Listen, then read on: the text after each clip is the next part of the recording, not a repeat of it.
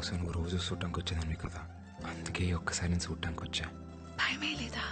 ఇందాక వరకు ఏ లేదు, ఇప్పుడు వస్తుంది. జ్వరం కావాలా నీకు?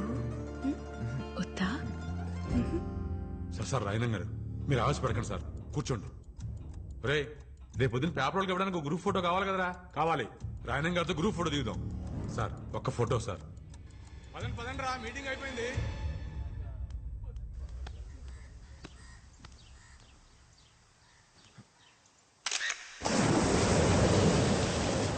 మేమనుకున్నాం మీ నాన్న మా ఇల్లు కలిసి అయితే ఎక్కడ బతకాలి? మీలా మాకు 2-3 ఇల్లు లేవు. ఆసి, రాత్రి మళ్ళీ కళ్ళకి వచ్చావు. ఇప్పుడైనా మచ్చ పడిందేమోనని. నేనే మాట్లాడుతూ నువ్వే మాట్లాడుతున్నావు. ఇలా రా, నీకు జ్వరం రప్పించేస్తాను.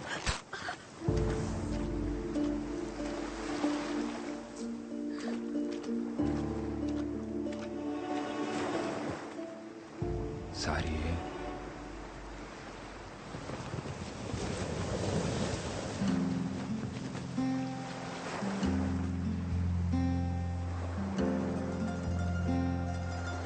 ఇప్పుడు నాకెంత కోపం వచ్చేస్తుందో తెలుసా?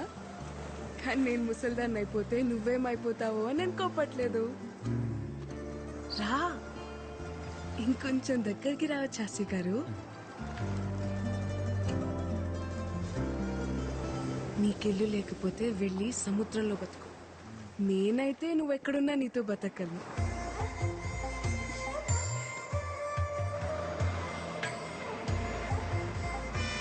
బస్ వచ్చేసింది.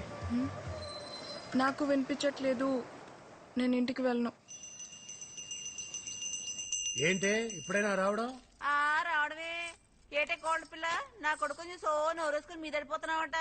ఇదిగో నువ్వు వరుసనా కలిసినా ఆడే నీకు కాబోయే మొగుడు, గుర్తెట్టుకో. మొగుడిని అదుపులో పెట్టుకోవడం రాదు కానీ కబూర్లు చెప్తుంది. ఇదిగో నానా, నేను అన్నానంటారు కానీ ఆడపిల్లకి వయసుతో పాటు మనసు శరీరం 2 మారిపోతాయి. తొందరపడడం అందరికీ మంచిది. అన్నయ్య లేడా? కనకం కనకం, అయ్యా. ఇంటికొచ్చిన వాళ్ళని టీ కాఫీ తాగుతారా అని అడిగేది లేదా? తీసుకొస్తానయ్యా. నువ్వెంత అడ్డుపడ్డా నేను అడగాల్సిన అడిగే వెళ్తాను. ఏ నా మేనకోడని అడిగే హక్కు నాకు లేదా ఏంటి? ఈ ఇంటి కూతుర్ని అడిగే హక్కు నీకెప్పుడూ ఉంటాది, కాని పొందే అర్హత ఇప్పుడు ఆ ఇంటికి పోయింది. ఇంట్లో మనిషిని కాదని జాతి తక్కువ దాంతో పోయి సంసారాన్ని బజార్నేసుకున్నప్పుడే ఆడికి ఈ ఇంటికి బంధుత్వం తెగిపోయింది.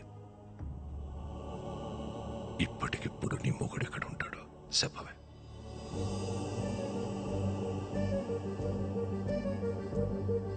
నీ ఎంత సౌకర్యంగా నే తలదించుకోలేను. ఏటే పరువు తక్కువళ్లతో రాయన సంబంధం కలుపుకోడు. అది కాదన్నయ్యా. నీది బంధం కాదనిలేవు, అది బంధుత్వం. మళ్ళీ కలుపుకోలేవు. టీ తాగేలా.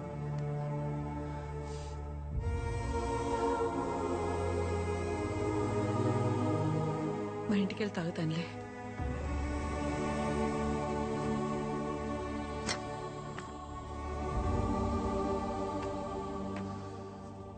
దామెర పనీంద్ర నీకు తెలుసు కదా, మన రూరల్ ఎమ్మెల్యే ఆడి కొడుకు. మనోడే 2 రోజుల్లో వాళ్ళు చూసుకోవడానికి వస్తున్నారు. అది కాదురా. ఉప్పాడ మత్స్యకారులందరికీ హెచ్చరిక. ప్రతి ఏటా మన కట్టుబాటు ప్రకారం ఏప్రిల్ 17వ తారీఖు నుండి జూన్ 3 వరకు 45 రోజులు ఎవరైనా సముద్రం మీదకు బోటేసినా వలేసినా జరిమానా విధించబడ్డహో. మనం పాటుపడగా సంపాదించుకున్న డబ్బుల్లో 10% ఈ ఉండిలో దాచుకున్నాం. ఇది చేపలు గుడ్డెట్లే సమయం కాబట్టి ఏటకెళ్ళని 45 రోజులు గంగాలమ్మ జాతర వరకు మన బతుకు తెరువు ఇదే. మన డబ్బే మన 150 కుటుంబాలకి సమానంగా పంచుతున్నాను. జాగ్రత్తగా ఖర్చెట్టుకోండి. తీసుకో దేవుడు, నా డబ్బులు కూడా తీసుకోపమ్మా.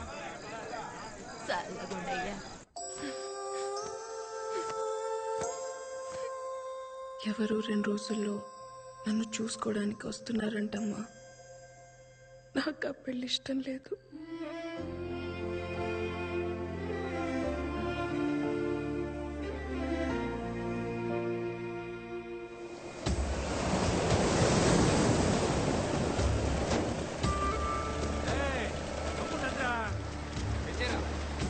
అందరూ చేసినట్టేగా వచ్చేసాను నాన్న.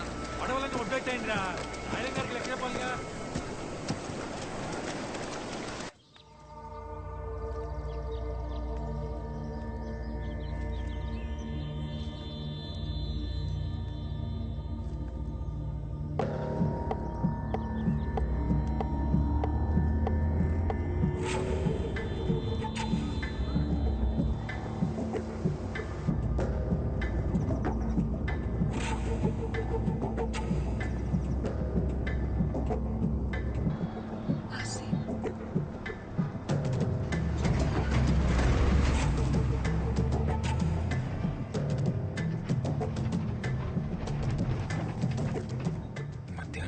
టైంకి కాలేజ్కి రా.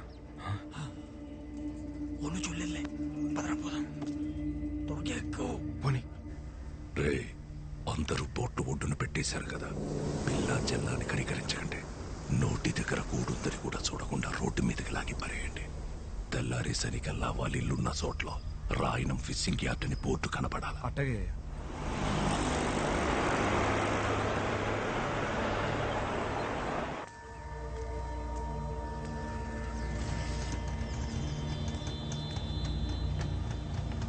రే పోనీరా. ఏమైందేమమ్మా చెప్పు.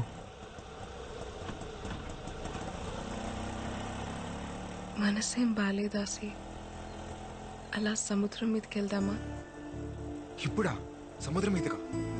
ఇప్పుడు ఎలాగో సముద్రం మీద ఓ బోట్ కూడా వెళ్ళదు కదరా. మీరు ఎంత కావాలంటే అంత పేమెంట్ చేసుకోవచ్చు. ఒరే చేపలు ఉంపు కడతారా? పాపం కదరా. గుంపు కట్టడం అంటే పేమెంట్ చేసుకున్నాం కదరా. అయ్యి పేమెంట్ చేసుకుంటే మీరు పేమెంట్ చేసుకుంటున్నారు. మీరే మాట కట్టుగా అనలే.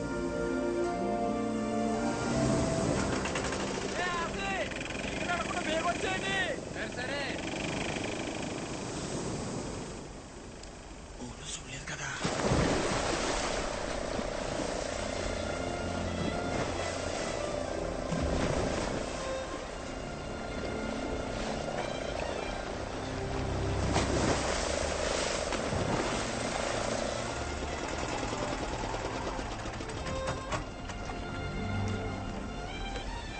ఏమైంది?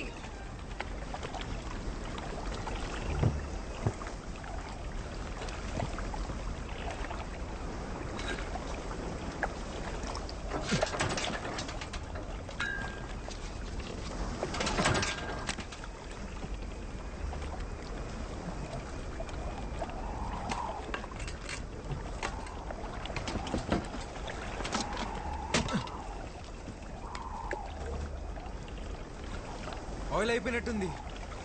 ఇప్పుడెలా? నేను పనిలో ఉన్నాను, తర్వాత మాట్లాడతాలే.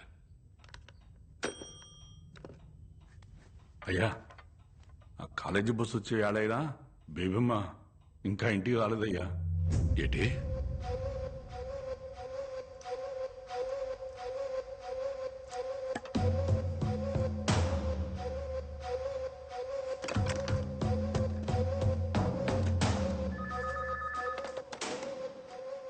హలో, నేను రాయన మాట్లాడుతున్నాను.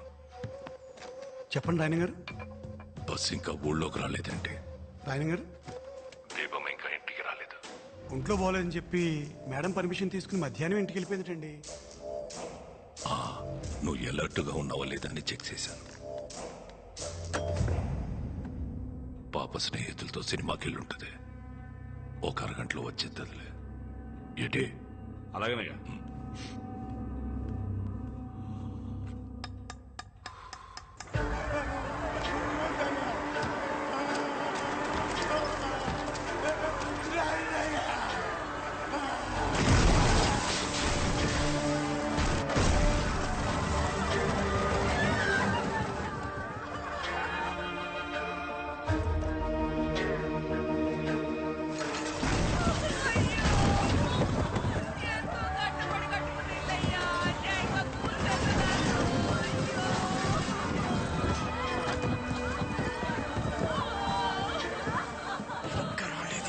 ఫిషింగ్ యార్డ్ కోసం కొబ్బరి లాగేసుకుంటారా? మీటింగ్ కూడా పెట్టుకున్నాం కదా. చూడండి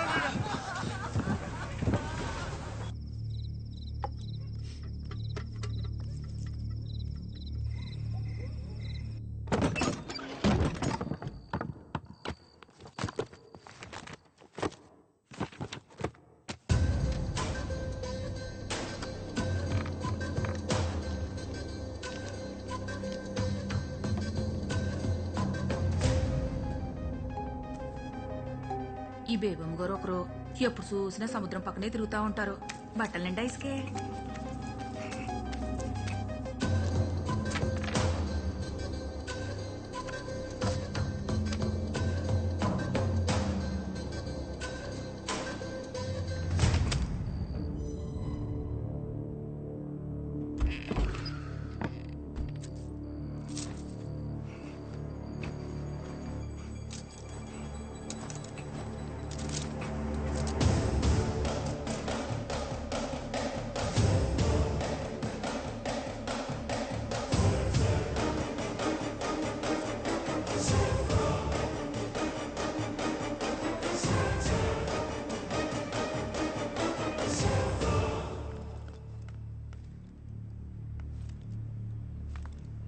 ఎందుకమ్మా బట్టలు తడిసినాయి? ఫ్రెండ్స్తో బీచ్కి వెళ్ళాను నాన్న.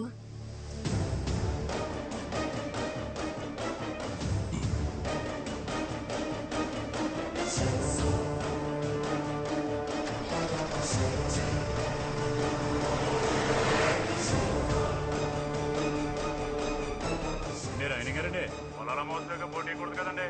ఇందాడు మీ ఊరోడు ఎవడో సాయంత్రం బోట్ వేసుకుని సముద్రంలోకి వెళ్ళాడండి. ఆడపిల్లలు వేసుకుని. నేను పనిలో ఉన్నాను, తర్వాత మాట్లాడతాను.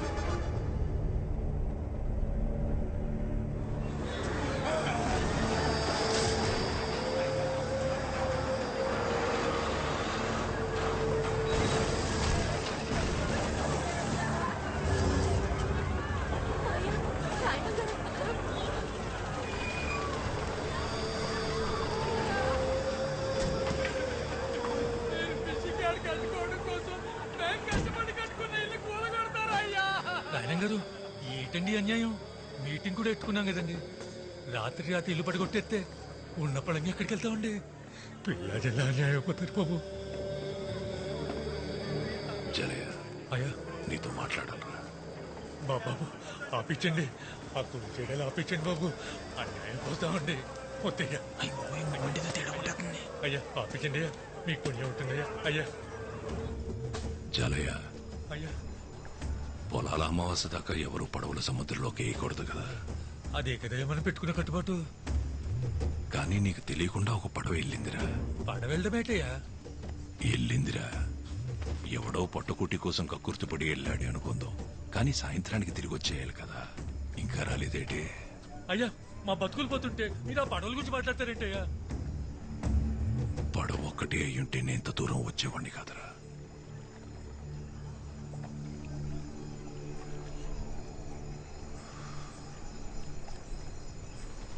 అందులో నా కూతురు కూడా ఉంది. మీ వాళ్ళల్లో ఎవడైనా